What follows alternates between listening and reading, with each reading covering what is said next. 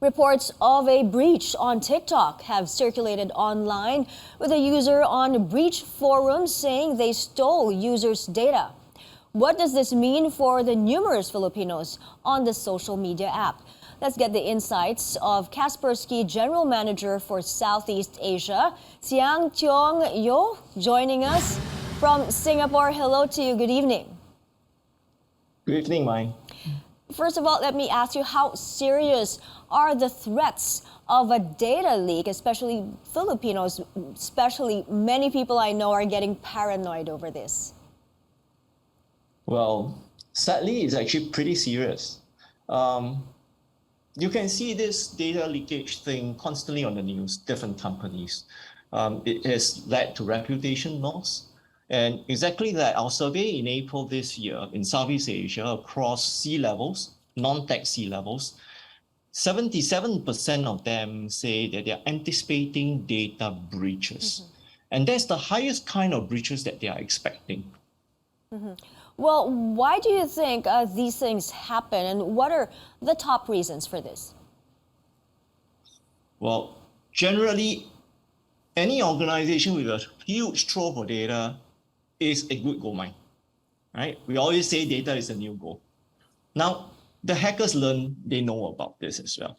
So the more data they have, the more they can sell. And it's not just selling it once, they can sell multiple times. And they themselves can make use of this data to launch attacks, hacking attacks on individuals as well as companies. Well, ST, based on your data, how strong is the Philippines' data privacy and cyber defense policies compared to other countries? Well, frankly, it's actually pretty difficult to compare across countries. Different countries have different policies. Different levels of maturity in different aspects of things. So if you look at Philippines has taken steps to improve data privacy and cybersecurity policies very broadly.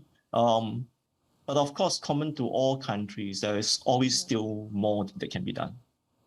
Well, this data leak has even reached the Senate, and they're going to investigate the scams that are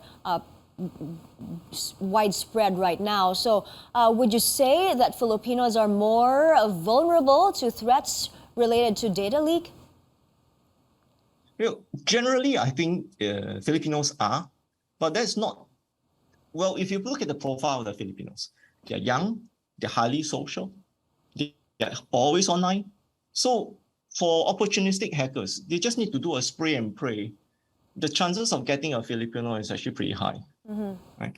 However, I also want to point out that despite the awareness, the action is very lacking. Last year, mid of last year, we did a survey on the payment systems across different Southeast Asia countries. In Philippines, particularly, 97% of the people that we survey are aware of online threats. But only 69% believe that antivirus can protect their data.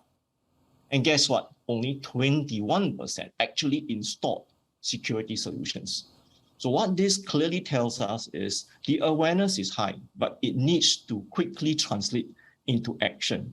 And that is the missing thing that's causing the vulnerability. Right. Well, our private information are everywhere, and we give it to banks, we post it on social media, we give it to numerous apps and online stores. So do you think companies that have our data are doing enough to protect them?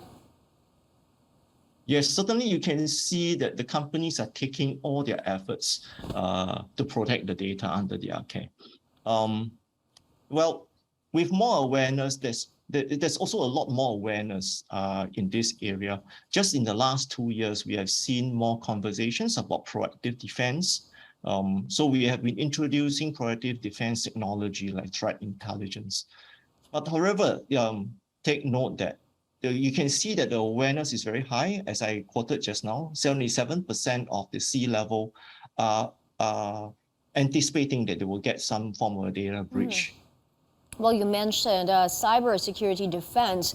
What can big companies do to improve in this aspect?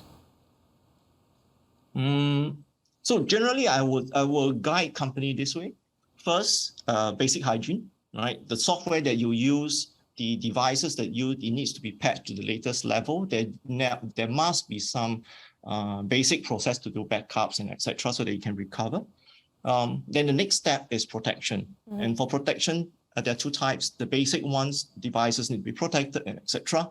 The advanced protection, we're talking about threat intelligence, so that you know what's over the horizon, what's going to hit you, right? And the last thing that a lot of companies forget is the recovery.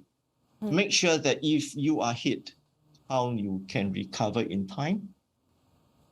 And that's the most important thing, I would say. Yeah. Well, I guess this also applies to small and medium enterprises. Well, we only have time for one more question. So I'm going to ask you, in the level of the consumer or the average user, how can we better protect our personal information?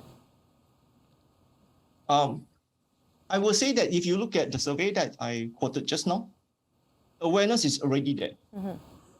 What is left is actually to translate this awareness into action.